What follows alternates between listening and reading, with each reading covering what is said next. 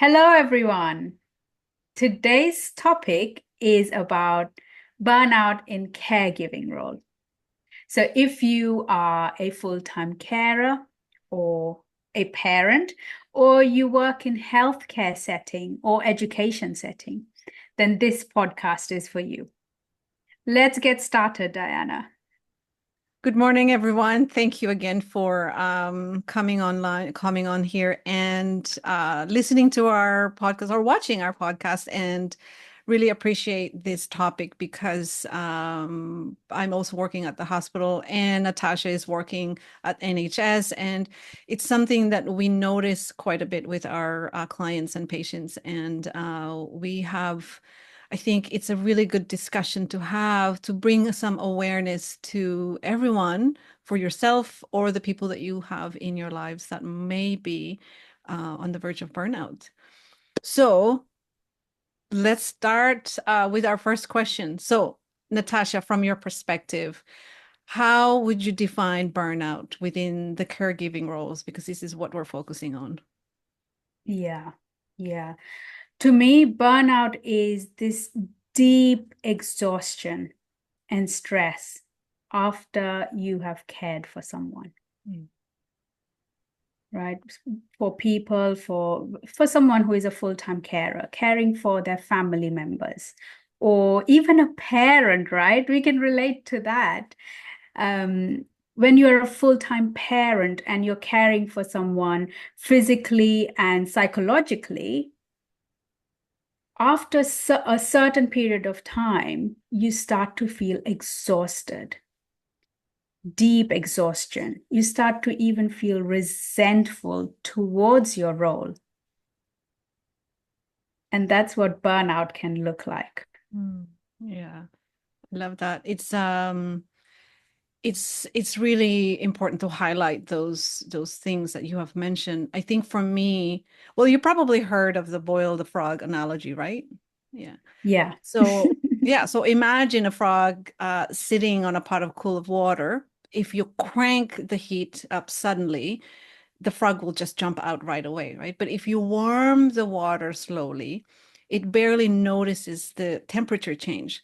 So bit by bit, the heat rises, and before the frog notices it or realizes it, it's in boiling water. So it's too late to jump out. Yeah. And this is how I like to think about burnout. So, especially in the caregiving roles, it creeps up in a similar way. At first, you're helping with little things, giving a bit more time here and there. And then before you know it, you're sacrificing your own needs, giving up your interest, your hobbies, the things that makes you happy.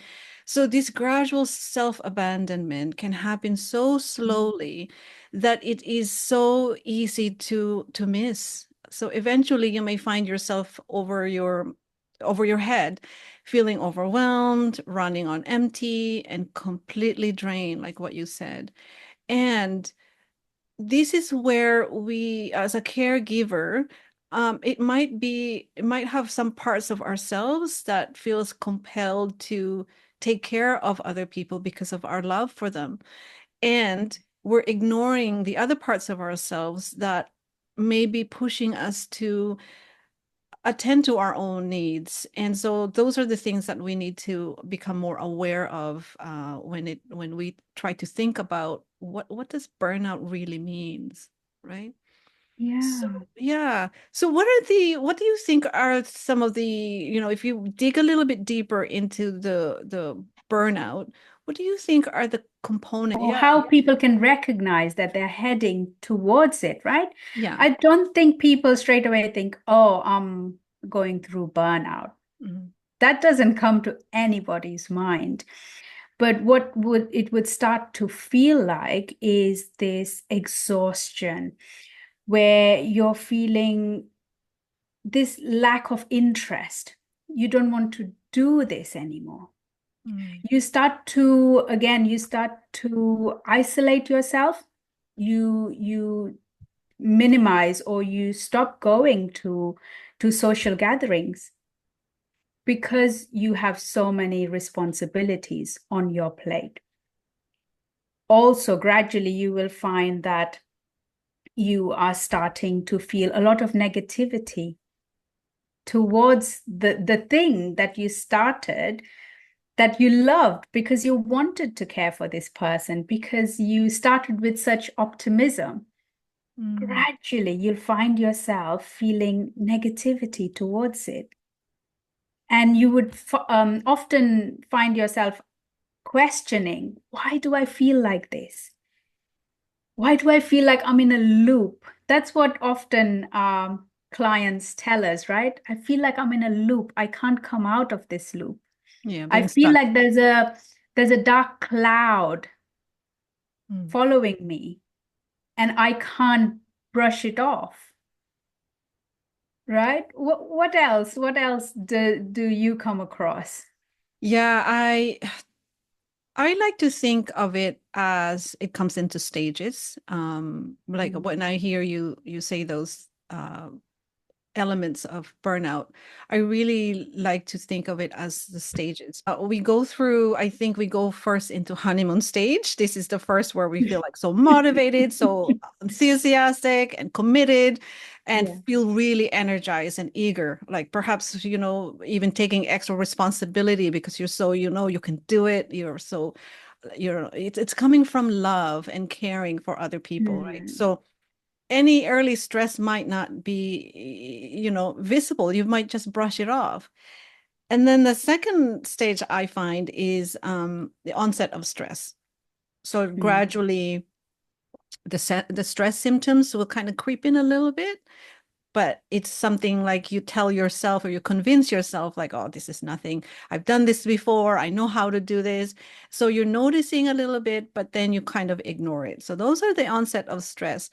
But then you find ways to manage it. So you try to find some strategies to manage those kinds of stress. So those are the second stage. And then I feel like the third one is a chronic stress. And we hear this Mm. about, especially when you have like the stress that keeps in a loop, what you're saying, like, so nothing is interrupting the circuit of the stress. You're just constantly in hyper mode, so your nervous Mm. system is always hijacked. So the stress, when you're chronic stress, it becomes constant companion every single day. So fatigue might be more noticeable. You could start feeling detached or irritable with your loved one, even, or like what you said, like the roles that you are carrying on. Certain tasks might feel a bit draining and it's harder to concentrate. Mm. When chronic stress is within in your system, your concentration often goes out the window right away. And Yeah. then and then the burnout. This is where the tipping point. You might feel emotionally and mentally running on empty, like Mm. the heaviness of lack of joy and lack of motivation. You're going into a automatic response now. So you're kind of like feeling numb inside. You develop a little bit of maybe a sense of apathy, right? And then self-doubt. And then you're going to go Mm. through the guilt.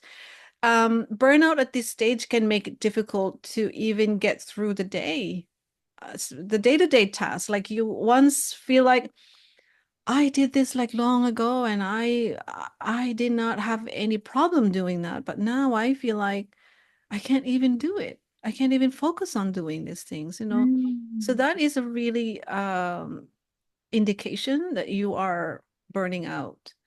And then you isolate yourself. When you start isolating, it's because you have now found no meaning or no excitement about what you're doing. You lose a sense of hope and a sense of purpose. And once this become habitual, I think this is the final stage for me that I've noticed with some of my clients is that when it becomes a regular part of life, it becomes a personality, becomes part of who you are. And so sometimes we just Mm. label ourselves, I'm just I'm exhausted. So you no longer have the separation between feeling exhausted to the person exhausted. If you are enjoying this conversation and haven't yet subscribed to our channel yet, please do us a favor. Please hit the like and subscribe button.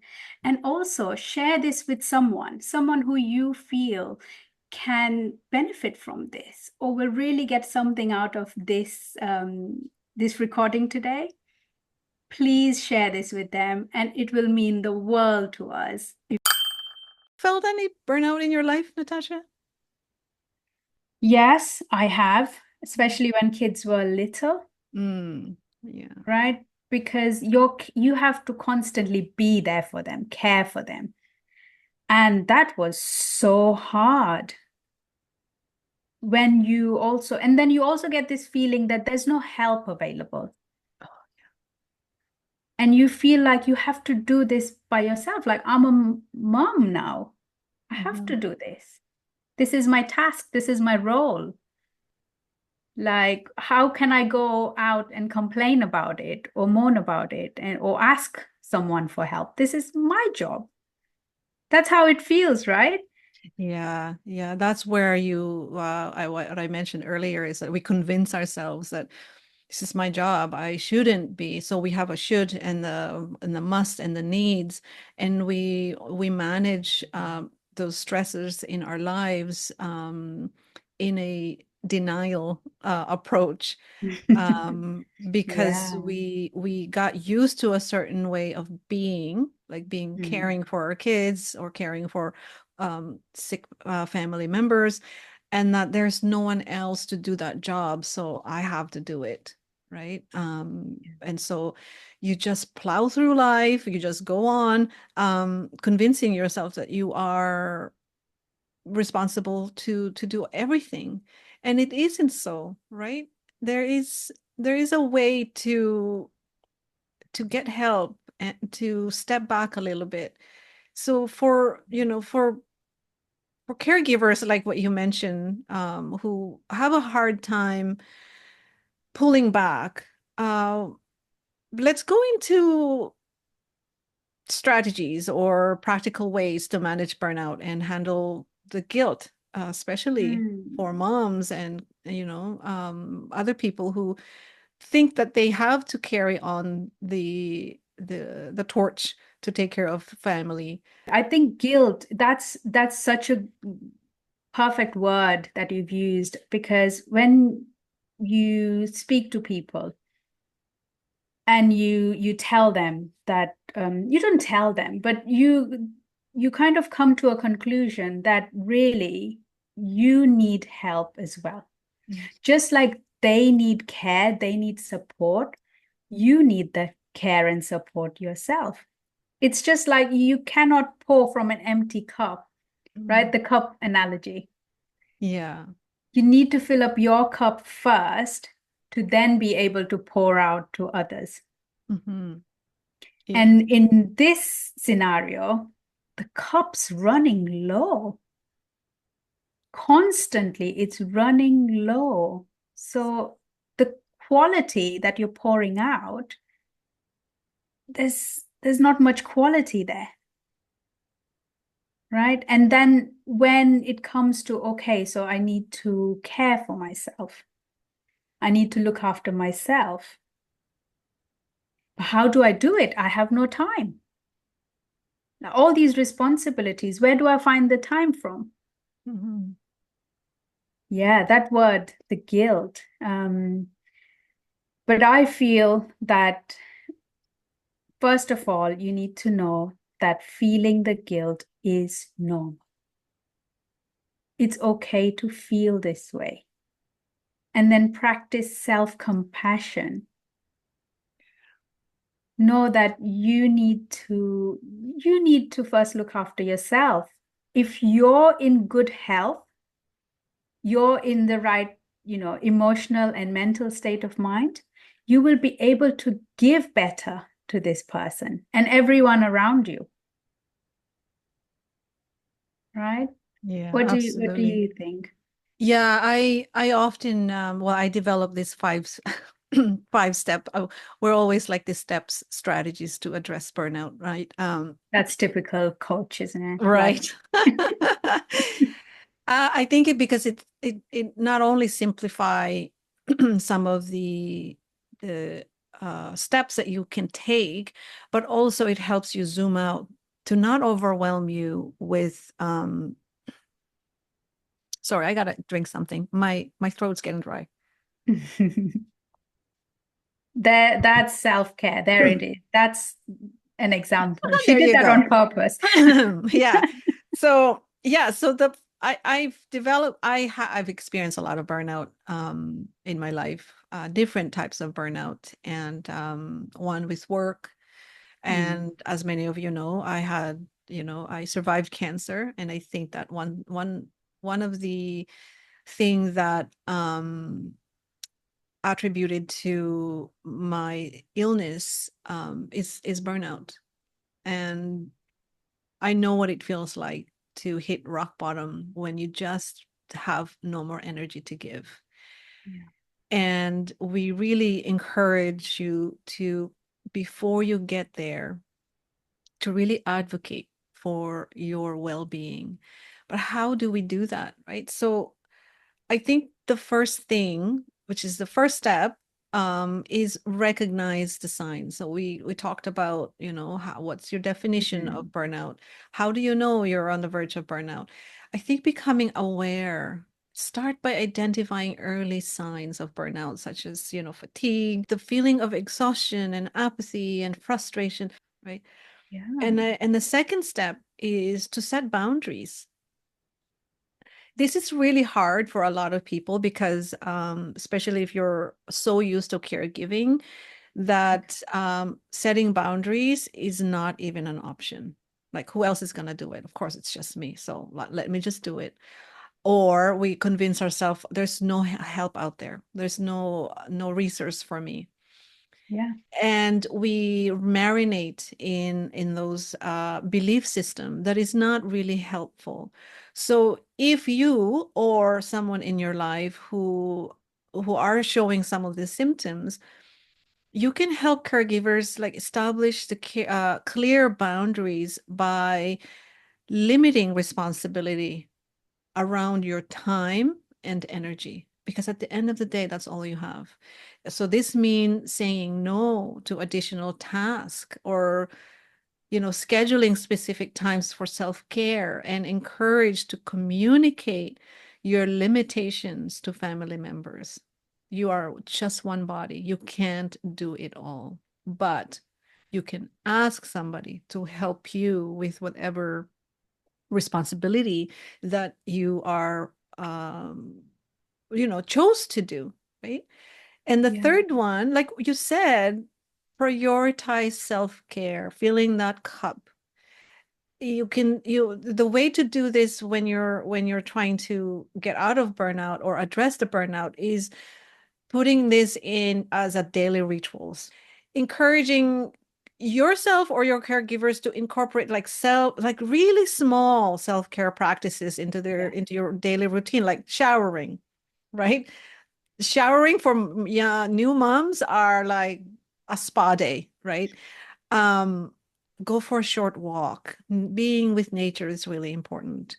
Have Mm, a carve out even 5 minutes of time or 10 minutes of time for yourself to do quiet time. mm, And this will allow you to come back to yourself, and those moments will recharge you, right? And then yeah. the fourth is, I think this is one of the things that you advocate for, Natasha, is building support network, like your community, your girls. Talk to us about your girls. Yeah, yeah, it is so important to have that community, Mm. to have the support system. And that's whenever I'm in sessions with my clients, that's the one of the main questions I ask them. Mm. What support system have you got around you? Because it's so important to know who is available. It's easy for us to just feel lonely and feel that there's no one there. Mhm. But when you start to actually look, there are angels out there. Mm, There are people out there who can help you in little ways. yeah. And Yeah. it's so important to build that. These days, I know some people, for some people, they would say that, well, I can't go out. I don't have the time for all this, right? You're asking for too much. Mm, There are online communities. There is a community that Diana and I we have built together as well called Heart Space. And this is the reason why, because we know people do feel lonely. mm. And you need other people on this journey, people who can relate to you, who can understand, like-minded people. So join online communities so you can go, if you have any questions, put your question up there and get that support, get the answer. Yeah. Yeah. Yeah, that's beautiful. It is really important to build your community. You are not alone in this journey. Everybody experience burnout at some point in their lives. So normalizing that is really important.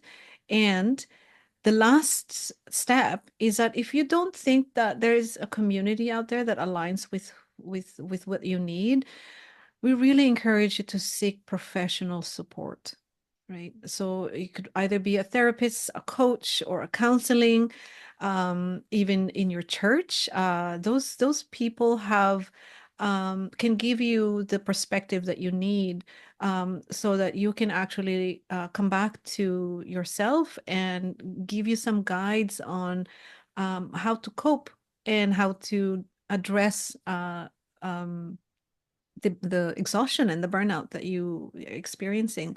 And it's also those people will create that safe space for you to explore the root causes, the experiences, and then how to get you to a more sustainable way of living, right? Yeah, it's so important. If you do find yourself feeling this way, go and talk to your GP. Oh, You yes. can, they can give you the support and the help and the direction that you need. I was going to say, share some of the tools that you that has helped your clients or maybe helped you Mm. to cope. We've already spoken about some, right? But what are some of the quick tips and tricks that they can incorporate? Um, for me, what I have to do often is to, again, becoming really aware of what's happening inside me, right? Mhm. It's really about you cannot change what you're not aware of. You can't. Uh, so that's the first thing for me is becoming aware of what's happening inside, whether you're feeling exhausted, you're feeling irritable, you're feeling apathetic. And the next thing I do is to acknowledge that, like, oh, okay, Mhm. I'm feeling exhausted right now. And then the next step for me is that what do I need? Asking myself what I need instead of brushing it off. And when I recognize what I need, it's often, like 100% of the time, it's usually self-care. Mm. And then I go and attend to those self-care. It could either be, literally washing my hair, right? Um, taking a long shower, taking a bath, going for a walk, being with nature, listening to music. Listening to music for me is so important because it just takes me out of that feeling of victim sometimes. And then physical energy, physical exercise. I either Mm. go stretch or go to the gym or do yoga. And that again, you become aware of your body. And and after that, I take my time to meditate. So that's a long way of answering. It may not be simple for a lot of people, but I think you have to find a way to advocate for yourself. If nothing else comes out of this, I hope advocating for your needs, not other people's needs, your needs, advocating for that is a good first step. Yeah. How Yeah. about you? Yeah. I agree. So I look at it this way. I always help my or guide my clients to see the body, the mind, and the soul, Mm, right? And incorporating daily one tiny thing you can do to look after your body, to look after your mind, and to look after your soul. What makes your soul happy, mm, right? But again, you can't do it all together. You can't rush into it and say, okay, now that I need to care for this. Again, you're going to feel tired and exhausted. But if you think that I can start taking tiny little steps every single day, and now start with, okay, what can I do today to meet my need? mm, What can I do for my body? Oh, I can go for a walk. Maybe even if it's 5, 10 minutes walk, get some fresh air, mm, right? I really like breathing. For me, breath work helps. When it gets too much, I need to go in a quiet space and breathe. And it doesn't take long, literally 1 or 2 minutes. But I feel like, I feel like this energy, I've got this energy back. mm. Yeah, I love that because often when we're stressed, we hold our breath.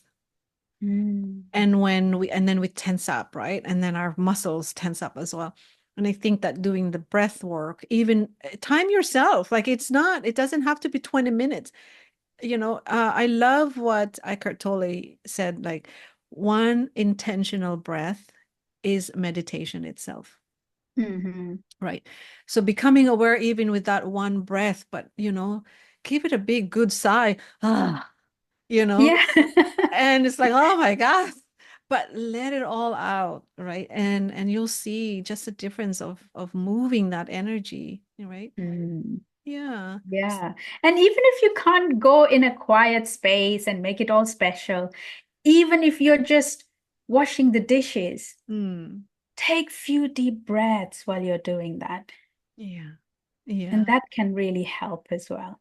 Yeah. Even at the grocery store when I'm on the line waiting for Yeah, my turn, I do that. Yeah. I just close my eyes and I just take my 3 minute intentional breath. And then I go, oh wow, okay.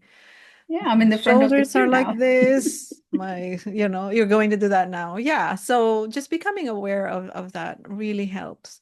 Mm. But to come to a close, it's so important though, as a person who's seeing other people go through this, especially with our loved ones.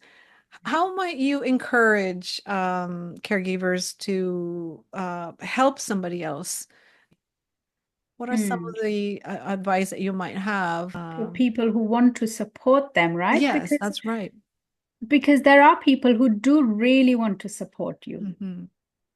And best thing you can do is when they are feeling this way, listen. Really listen to how they're feeling. Yeah.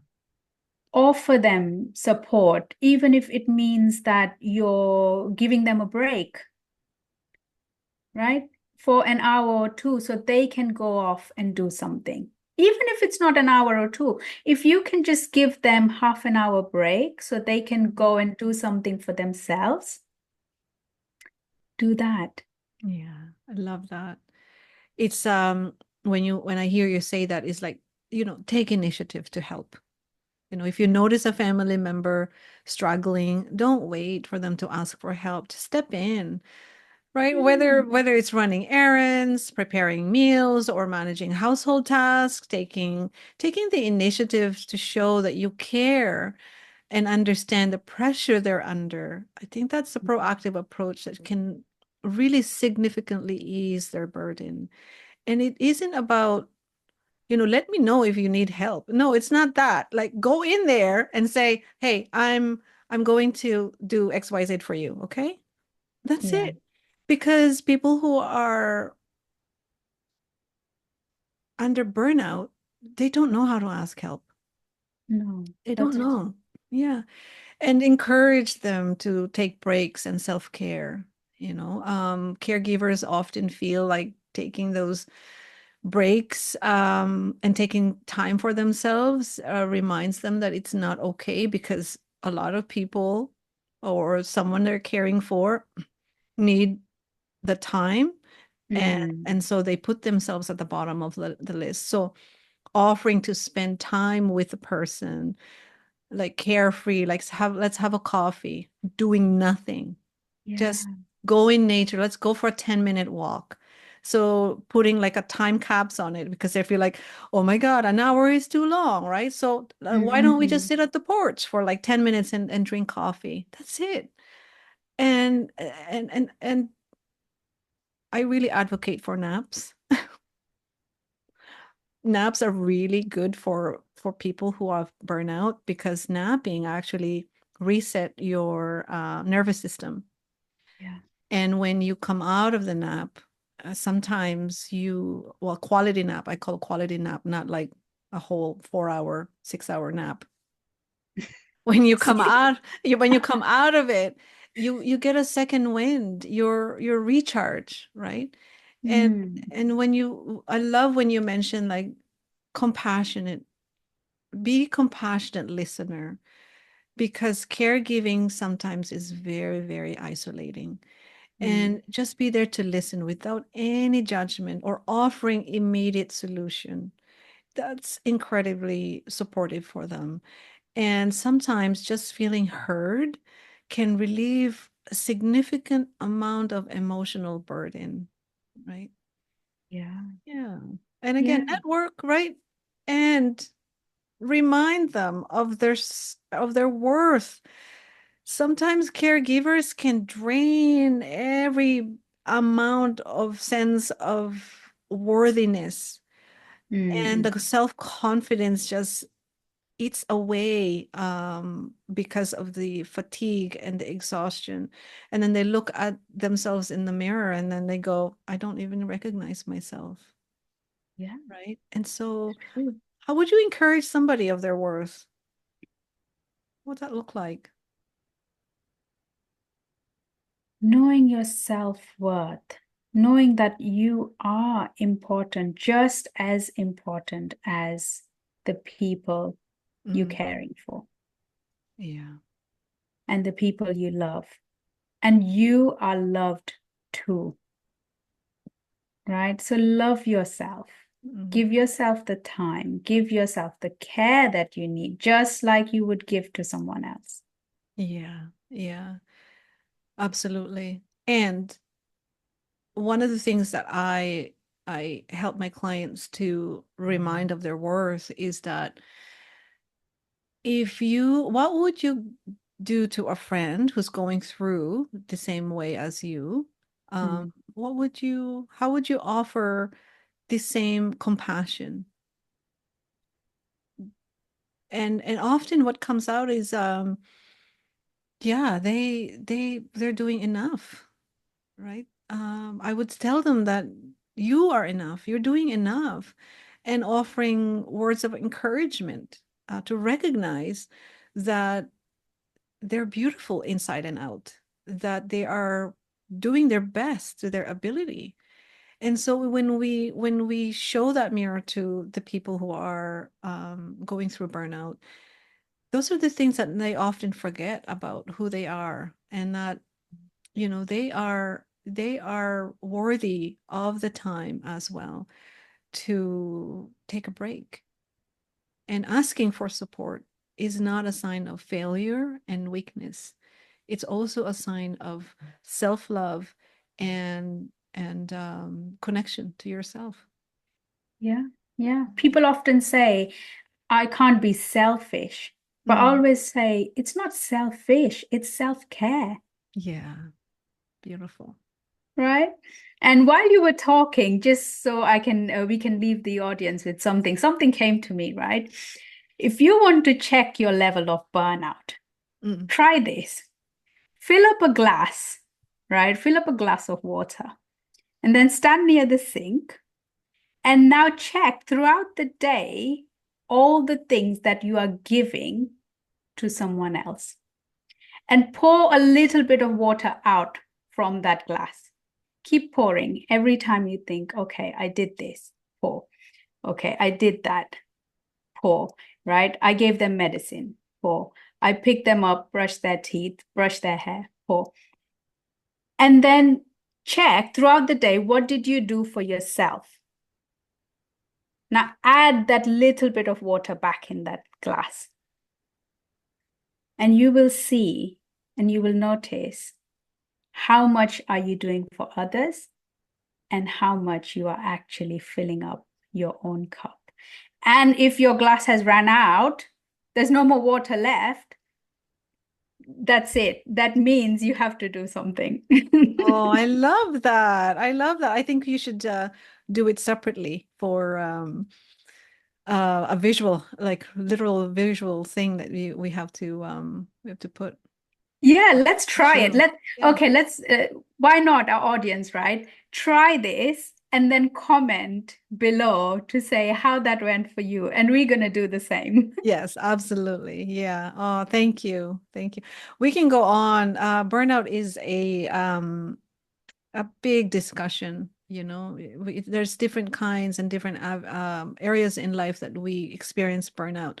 But for today, we're discussing about the caregiver. So maybe next time we'll do professional caregiving, Yeah. professional burnout. And so, but for today, we have come to an end. Yeah. Yeah, And we wish you that, yeah, we wish you love and we wish that you look after yourself. It's time to prioritize yourself. absolutely. Awesome. Thanks, everyone. We'll see Thank you you. soon. Link Bye. below for our heart space and our, if you need to talk to either one of us, please do so. We're here to help you navigate any difficulty or challenges that you may be facing. We're here for you. All right. Thank you. Bye.